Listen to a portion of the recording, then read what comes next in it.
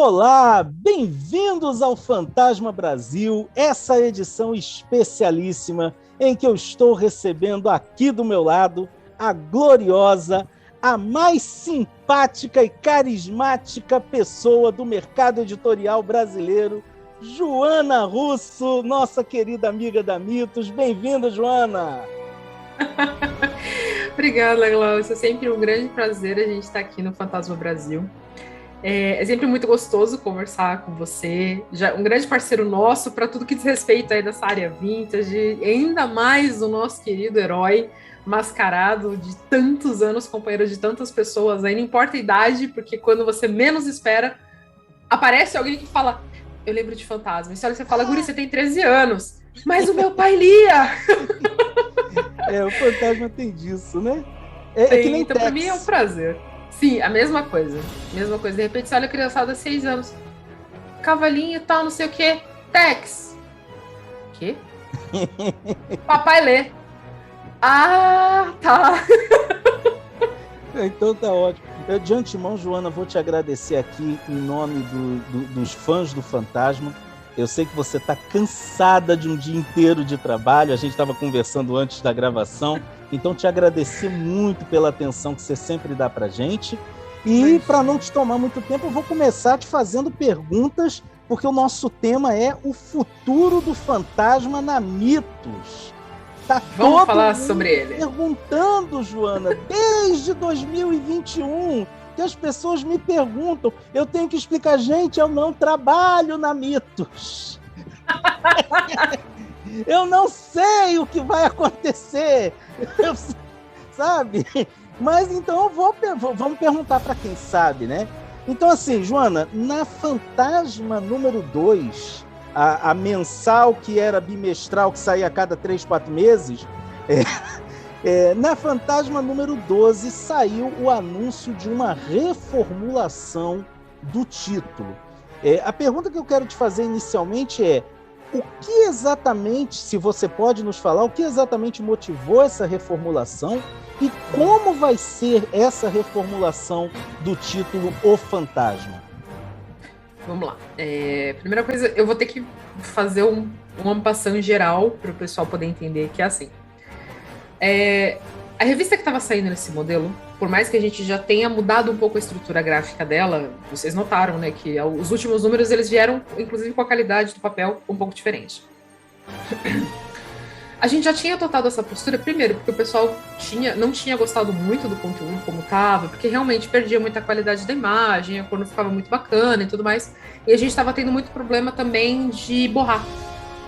Então, como a cor estava com muito problema, a gente optou por trocar de papel. Mesmo fazendo essa troca de papel, e aí às vezes o pessoal pode falar, mas você vai dizer agora que as vendas não estavam representando um grande número, porque vocês trocaram a fase que vocês estavam publicando. Na verdade, os números de vendas, eles se mantiveram. Então, assim, tanto na primeira fase, vamos dizer assim, com o primeiro bloco de histórias, quanto com o segundo bloco de histórias, que foi o que mais pessoas reportaram falando que não tinham gostado, apesar de tudo, ambos tiveram o mesmo resultado de venda. Qual foi o problema? O custo de operacionalização para esse tipo de produto já não ia permitir que ele ficasse naquela faixa de preço. Então, a gente ia ter que fazer um aumento inevitável do papel, por causa, aliás, do preço final, porque o papel já estava aumentando, a gente teve 8 aumentos consecutivos no ano passado. Para esse ano já estão previstos, já vai acontecer com o papel que é fosco ou poroso, que é offset, off-white e tudo mais. E veio um comunicado já da Suzano também, que agora para março vai ter outro reajuste pesado nos que tem acabamento. Então, LWC, Couché e todos esses amiguinhos aí vão ter novos reajustes. E a gente ficou preocupado, porque se a gente fosse mexer no preço daquela revista, para a tiragem que a gente tinha, para as bancas que já não estavam tendo uma resposta muito boa, ia encarecer demais o preço da revista. Então, algo que assim já não estava tendo um desempenho tão bom, ia estancar de vez. Então, o que a gente pensou? Como o pessoal gosta, ainda assim, a gente notou que os encadernados do Fantasma tiveram um desempenho muito superior.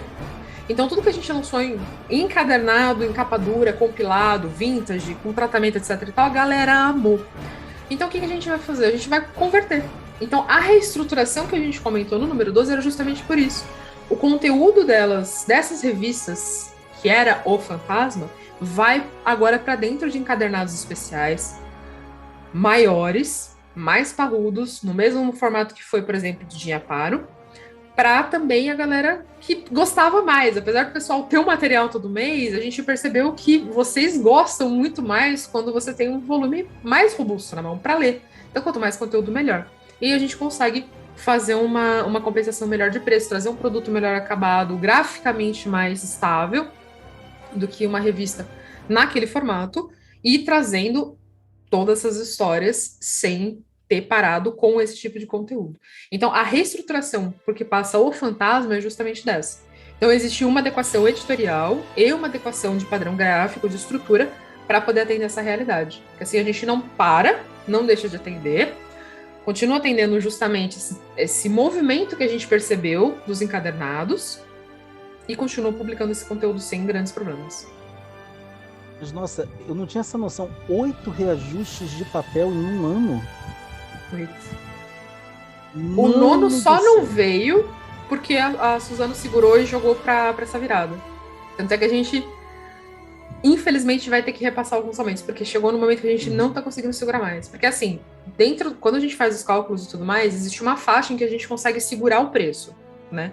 Que a gente chama de break-even. O break-even nada mais é do que a quantidade mínima de exemplares que a gente tem que vender para conseguir garantir o pagamento da edição. Quando a gente fala pagamento da edição, é de tudo. Gráfico, custo de aquisição, custo de produção editorial, etc. e tal. Por causa do aumento absurdo do custo de papel, a gente tentou achatar o máximo possível os demais custos para conseguir comportar isso lá dentro. Mas por mais que a gente trabalhasse com tiragem diferente, por mais que a gente trabalhasse com outros tipos de coisa, não dava. Chega uma hora que começa a ficar muito alto o valor, aí começa a ficar muito arriscado para você poder fazer as garantias, os pagamentos e tudo mais. A gente olhou e falou, realmente, agora não tem condição. Tem que fazer o reajuste do preço final. Nossa, então quer dizer que o Fantasma vem reformulado para encadernados. Isso, você já pode adiantar para a gente como é que vão ser esses encadernados? Vão ser temáticos? Vocês pretendem, de repente, trazer arcos de histórias? Vão ser tiras? Vão ser material sueco? Então, o que eu tenho no momento é que a gente vai continuar trabalhando com material em cores, nesse formato, do Fantasma, literalmente seguindo o que tinha naquela revista. Sobre a origem das histórias, pode ser que seja mesclada, vai depender muito ainda, porque a gente está em processo de fechamento de contrato, então ainda não tenho confirmado quais são, mas a gente fez o pedido por arcos. Então talvez a gente faça esses encadernados por arcos específicos ou por desenhistas / roteiristas específicos, que a gente vai começar a aplicar a mesma lógica que realmente a gente aplicou no do Dinheiro, que foi uma fórmula muito legal que o pessoal gostou bastante, porque fica muito mais organizado. Então, a gente está tateando alguma coisa por aí, porque a gente está deixando reservada essa parte mais cronológica para os ônibus. Então a gente tem uma boa chance aí, né, pessoal, de ver, de repente, um dos sonhos da galera, que é um encadernado de Cyber, né? Ou de repente, ou trazer a morte de... eu adoro fazer a Joana aqui. Trazer a morte de Diana Palmer. Olha aí, eu não vou cutucar muito a Joana, não, porque eu também vou querer ter essa surpresa mais à frente. Me complica, Glaucio. Não me complica, Glaucio, é ótimo. Uma pergunta que também está surgindo entre as pessoas, as pessoas sempre perguntam com relação ao material do Fantasma, é quanto a crônicas.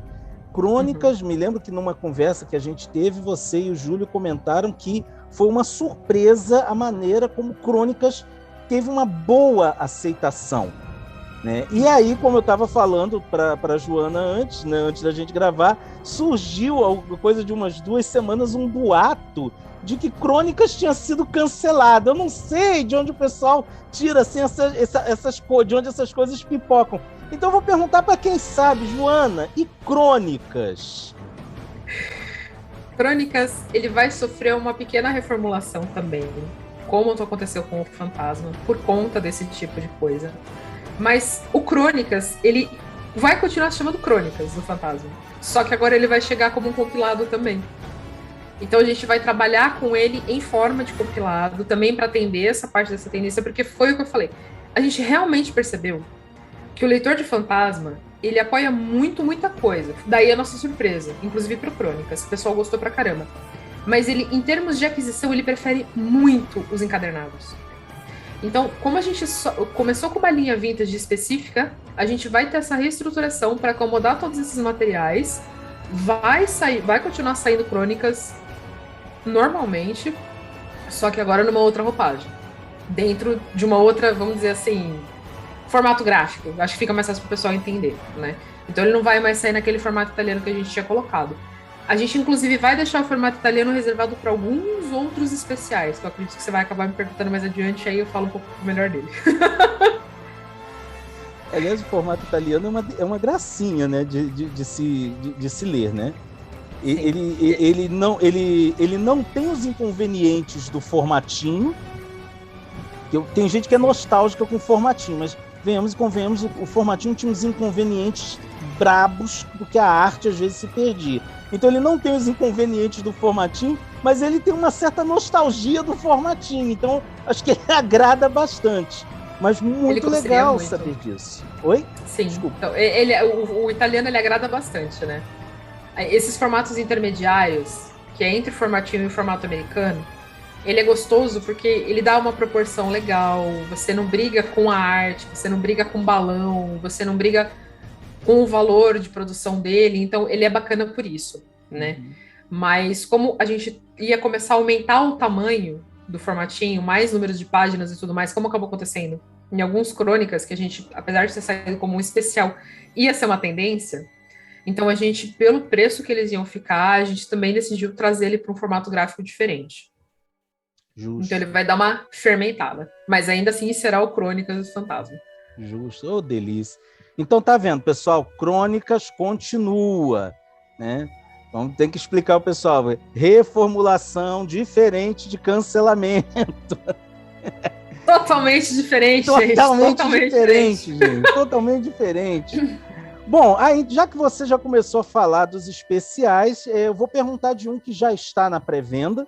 Tá? Uhum. Quem ainda não garantiu, aproveita, porque eu sei que tá tendo umas promoções bacanas nessa pré-venda. Tem cupom de férias até o final de janeiro, tá? Exatamente. Que é o Era de Ouro dos Quadrinhos.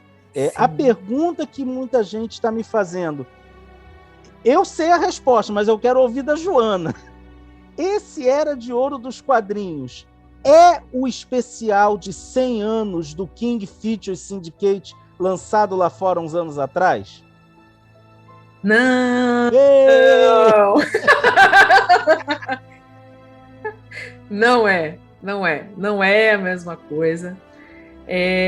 O que a gente fez foi utilizar a estrutura gráfica e o layout, porque é muito bonito, ele é um padrão de layout de capa, principalmente que, cara, é um ode à Era de Ouro. Então, a opção em ter usado a capa foi justamente por isso, entendeu? A gente achou que seria até sacanagem a gente nunca mexer com esse tipo de layout, não faria jus ao que a gente está fazendo, né? Aos personagens que estão sendo publicados dentro desse especial da Era de Ouro dos Quadrinhos. E o projeto foi um projeto muito trabalhoso. Eu sei, inclusive, que provavelmente vai aparecer gente, né, comentando, falando, poxa, a gente comprou na pré-venda, tá demorando e tudo mais. Sim, demora. A gente teve um trabalho muito longo e exaustivo de restauração de material. Já comentei aqui no próprio Fantasma Brasil. Quando a gente mexe com esses materiais do Fantasma ou com os materiais gerais da King Features, é um pouco difícil trabalhar com eles, porque muitos exigem uma restauração muito longa. E não é uma restauração assim, a gente vai fazer alguns retoques e acabou. Não, é tipo fazer restauração de pixel. Porque com o tempo apagou, não foi restaurado. Ou então era fotolito, o pessoal só fez o arquivamento do fotolito e não fez o tratamento. Então ficou amarelado. A imagem deu distorção. Deu problema na letra, ficou tudo borrado. Então você tem que comparar com o arquivo original. Você não acha arquivo original, você tem que ir atrás da revista para comprar, para fazer comparação com o arquivo original. Então, assim, é um trabalho de louco. para você conseguir fazer todo esse resgate da imagem e tentar deixar ela o mais fiel possível que ela era, só que, obviamente, totalmente digitalizada, remasterizada e tratada por que a gente está publicando agora. Então, inclusive, Glaucio, eu já queria até te fazer um convite aqui da própria live. A gente tem feito muitos acordos com os nossos parceiros para receberem prévias exclusivas para analisar o material e mostrar para o pessoal, né? E eu queria te convidar para fazer a análise primeira mão aí de Era de Ouro dos Quadrinhos também.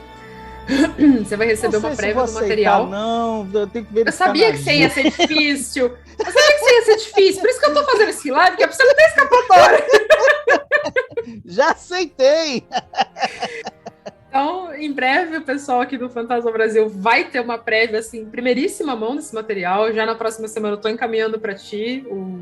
Os meninos vão entrar em contato com você para te fornecer esse material. Você vai poder olhar muita coisa que tem ali. Nossa, agradeço muito essa confiança. Opinar sobre isso, exato. E mostrar para o pessoal, para falar, olha, realmente, gente, não é o livro equivalente dos 100 anos da King Futures. Não tem nada a ver. O material que vocês trouxeram, por exemplo, com o encadernado do Jim Aparo, que todo aquele tratamento para fazer com que ele ficasse o mais próximo da edição original e ainda assim com uma qualidade gráfica, aquilo ali foi belíssimo. É uma edição assim que eu confesso, eu não me canso de reler, de folhear, de babar, quando eu tenho que mostrar alguma coisa da minha coleção para alguém, olha isso daqui, que realmente é muito bacana. E já que a gente está falando nessa linha vintage, e o Fratelli Espada, teremos ou não? Como é que tá? Eu sei que tem umas novidades aí. Quais as novidades que a gente tem sobre o encadernado Fratelli Espada? Ai, finalmente ele tá saindo. A gente tinha falado dele no ano passado. Foi um que deu um suadorzinho para fazer os arquivos, porque não tinha os arquivos digitais. Teve que convertê-lo em digital e fazer o tratamento. Então, assim, por isso que eu falo, aqui é um mar de nostalgia e delícia, mas, gente, os arquivos dão dor de cabeça. É um espinheiro trabalhar com eles. O Pedro Faria, que é o nosso diretor de arte, o homem é um mago. Pedro, sério mesmo, cara, você é o ninja das restaurações. Eu preciso deixar declarado, porque, gente, se vocês têm isso com qualidade na mão de vocês, é porque o Pedro manja fazer os negócios. Então, assim, o cara é fera. Aí, finalmente, veio, e a gente tá em fase de terminar o tratamento disso. Ele tá sendo traduzido já, todo bonitinho. Vai ser um encadernado, e ele vai ser um encadernado perto do formato italiano da Bonelli, porque ele vai ser literalmente temático da Fratelli Espada. Só que ela vai ser um pouquinho maior, então ela tá entre o formato do Ken Parker, mais ou menos, que é um pouco maior que o formato italiano, e ela vai ter 300 páginas de história, mais ou menos.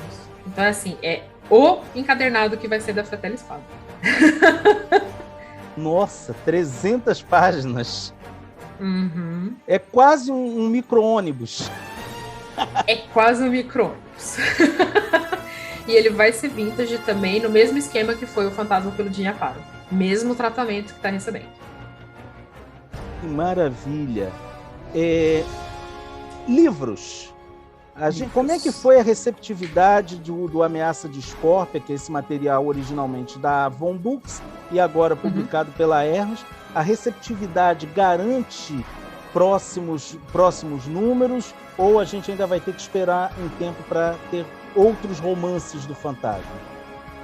A gente cogita em trazer outro livro dele, mas não no primeiro momento. A gente vai deixar isso para o segundo semestre. O Ameaça de Scorpia, ele foi mais bem recebido do que a gente acreditava que seria.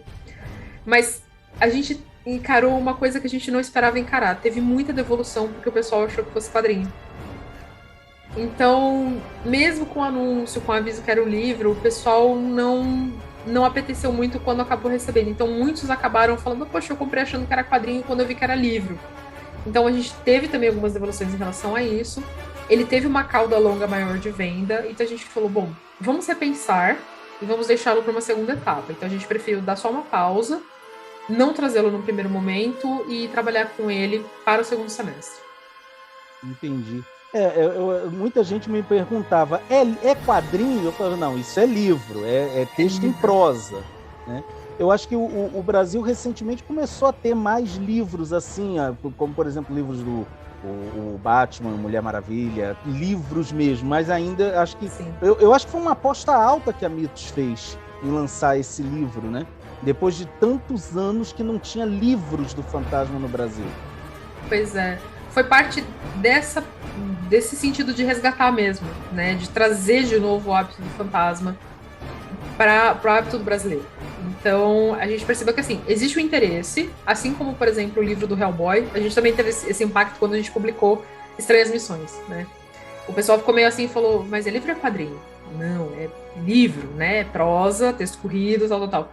Alguns também devolveram e tudo mais, mas, assim, quando ele pegou embalo, a gente trouxe o segundo volume. Então, para o Fantasma, a gente deve acompanhar também a mesma evolução, por assim dizer, em termos de tempo e de curva de venda. Perfeito. Já que a gente está falando da Hermes, eu vou fazer uma pergunta que eu não tinha dito para você que eu ia fazer, mas se eu não fizer, eu acho que os seguidores do canal vão querer comer o meu fígado, né, num ritual bandar. Meu Deus! Não, o pessoal é alinhado, o pessoal é empolgado. Recentemente, a Hermes lançou um encadernado com a minissérie do Fantasma da DC, e agora vai lançar o segundo volume, trazendo a série de 13 números que a DC também lançou. Esse material que foi lançado aqui no Brasil pela editora Globo, lá... A gente pode falar o nome de outra editora? Pode, né? Pode. Lá em 1900 e antigamente. O fato da Hermes, você já tinha comentado comigo que o material da DC e da Marvel é mais complicado por toda uma questão contratual, né? Mas, assim, o fato de agora a Hermes estar lançando esse material facilitaria que a Mitos trouxesse o Fantasma da DC novamente para o Brasil, ou é indiferente? Continua o mesmo problema? É indiferente. Continua o mesmo problema. Pelo seguinte, a Hermes, ela sublicencia, né? Mas não é dela o direito. Ela literalmente funciona como uma publisher, que é o mesmo caso da Mitos aqui no Brasil, né? Então ela adquire os direitos e faz a publicação, não são dela os direitos. Então não tem como ela sublicenciar isso, entendeu? Então os direitos de aquisição ainda são da DC, e assim, a gente chegou a fazer muita conta, porque a gente é um material que a gente queria muito publicar, muito mesmo, mas assim, a gente sentou para fazer conta, quando a gente parou, falou, então, os caras estão pedindo esse valor porque lá fora, em muitos países, o fantasma é muito forte, mas muito forte no sentido de que, assim, se você às vezes chega com uma proposta e não chega nem próximo do mínimo que a editora lá fora está fazendo, ela nem responde. Então, assim, a realidade para algumas licenciantes é assim, se não for paritário, ela não tá nem aí. Dane-se a desvalorização da sua moeda, dane-se o cenário que você tem, dane-se que você é um país subdesenvolvido, você tem o cenário X. São 5 mil dinheiros aqui, 5 mil dinheiros lá, entendeu? Eles não estão nem aí com conversão. Então, não viabiliza. Teria que ser assim, a gente teria que ter um cenário de vendas de fantasma atual praticamente 10 vezes maior para conseguir viabilizar uma edição dessa. Porque ela é realmente muito salgada. Ainda mais considerando que existe a conversão de dólar, existe o custo de produção desse material é um pouquinho alto por causa do valor dos arquivos e tudo mais, então assim, é muito salgado. Então, infelizmente, é fora de cogitação mesmo. É bem o que eu estava, mas vamos continuar sonhando e apoiando a Mitos para poder, quem sabe, a gente ainda ver esse material novamente aqui no Brasil. Dentro desse tema, eu vou perguntar outra coisa que não estava programada. Bora. Está saindo recentemente na Austrália um encadernado com histórias brasileiras do fantasma, né? As histórias que foram produzidas pela RGE. Existe possibilidade da gente ver esse mesmo material sendo publicado pela Mitos? Essas histórias brazucas do fantasma? Genuinamente nossas, né? Tupiniquins. Existe, mas não seria nesse momento. Mas existe um determinado interesse. Tem algum problema de negociação no meio, por assim dizer. É o que dá para eu colocar. Mas assim, existe interesse. Perfeito. A gente só bota a Joana em saia justa, minha Nossa Senhora. Ainda bem Claro que não dá pra falar, mas vamos lá, nem tudo que dá pra falar a gente fala. Ainda bem que ele é um doce de pessoa. Bom, último tópico aqui pra gente conversar.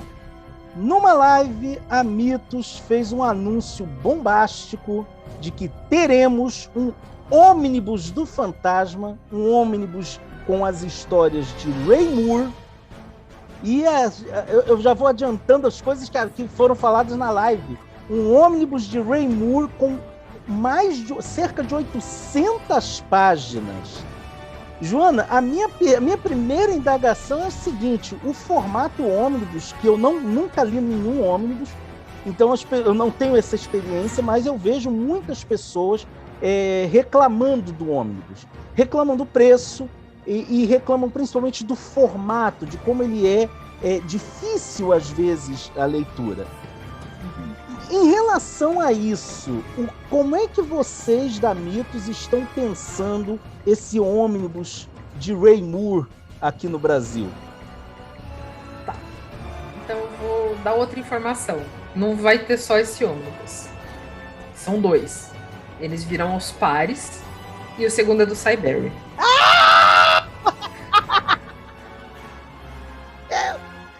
Assim você mata a gente do coração! O segundo é do Cyber. Jesus! Gente, como é que eu continuo a conversa agora? Ah, meu Deus! Exatamente. Quer dizer, então, gente, olha aí, gente, notícia exclusiva do canal, até me perdi aqui, notícia exclusiva do canal Fantasma Brasil. Teremos, além do ônibus Ray Moore, teremos um ônibus do Cyber. Então agora minha pergunta é: o que vem nesses 2 catataus? E olha, são 2 catataus mesmo. Então é o seguinte, a gente ainda está definindo qual vai ser a estrutura gráfica dele, tá? Mas ele é um monstrengo de realmente, ele vai ter entre 700 e 800 páginas. Para quem é nosso leitor... O do Ray Moore. E os dois. Os dois vão ser 2 catatal, são 2 gigantão. É o seguinte, para quem é leitor nosso e tem Conan, se vocês colocarem 2 edições juntas, é mais ou menos daquele tamanho. Lembrem-se que esse tamanho é porque esse daqui tá num coucher, né? Então, assim, a gente ainda tá estudando para ver qual vai ser o papel que a gente vai utilizar, qual é a melhor opção. A gente ainda tá vendo se ele vai ser capa dura costurado ou se existe alguma possibilidade da gente ter um meio termo. Tá? Porque para esse tamanho, com esse tanto de página, botar ele em capa mole é perigoso, porque ele pode desbeiçar. Então, provavelmente ele vem como capa dura. Mas ele vem nesse formato vintage, para englobar essa coleção e tudo mais. Eu sei que tem gente que reclama muito de ônibus muito grande. Mas é o seguinte, a ideia de você ter um ônibus desse tamanho, nesse caso aqui, é o mesmo como acontece no ônibus da Espada Selvagem. É realmente para ser um clássico, uma edição histórica definitiva do personagem. E nesse caso aqui, elas são praticamente cronológicas, pelo seguinte: o Ray Moore, volume 1, são as tiras diárias, são as 15 histórias completas dele, das tiras diárias. Então, vai englobar direitinho de 1936 a janeiro de 1942. E do Cyberry também, são as tiras diárias com 25 histórias completas. Entendeu? Então, assim, a gente primeiro vai trazer as tiras diárias, depois no segundo patamar a gente vai trazer as dominicais. Porque a gente pretende, dependendo da recepção desse material, que a gente está com uma expectativa alta, é que a gente continue para ficar literalmente uma coleção definitiva de fantasma. Né? Então é algo que literalmente, nesse caso, é para ser degustado em cima de uma mesa, apreciando um bom vinho, numa bela tarde de domingo. Então quer dizer que talvez tenhamos 2 volumes para cada. Talvez tenhamos um pouquinho mais. Eita! Vai depender de como as coisas caminharem, mas eu já adianto que assim, o nosso planejamento inicial é para ter uma coleção. Que barato! Nossa, Joana, que notícia! Assim você infarta o velhinho aqui, pelo amor de Deus! E aí, para o pessoal não ficar desesperado, é o seguinte: mas só vai ter material caro? Não. A gente vai ter os compilados, que vão ser num preço mais aceitável, vão ter encadernados especiais, vai continuar o conteúdo do Crônicas, vai continuar o conteúdo de Fantasma e vai ter também o Ômnibus. Então, assim, a gente não vai deixar nada de lado, tudo vai continuar sendo publicado, só que a gente resolveu organizar por setores diferenciados. Então, assim, e vai ser tudo trabalhado na mesma coisa que vocês já viram. No Dinha Paro, no Recruta Zero, então, assim, no Mandrake. Então, vai seguir tudo nesse esquema do Vintage. Então, sempre com tratamento, sempre com material com acabamento original e daí por diante. Então, existe, por exemplo, a possibilidade, como algumas pessoas andaram comentando em alguns grupos que eu faço parte, de você ter as mesmas histórias que tem, por exemplo, no Ômnibus, saindo em crônicas, para atender a 2 públicos diferentes. Pode acontecer. Pode acontecer. Gente vai trabalhar para deixá-los espaçados, para isso não acabar acontecendo uma coleção encavalada, porque você também, senão você canibaliza, o pessoal fica muito pé da vida. Querendo ou não, é um gasto, porque assim, dependendo do que a pessoa vai comprar, ela pode achar que aquilo meio que dá uma vilipendiada no produto. Então a gente também tem essa preocupação de ter esses encaixes para não dar atrito entre as histórias. Perfeito.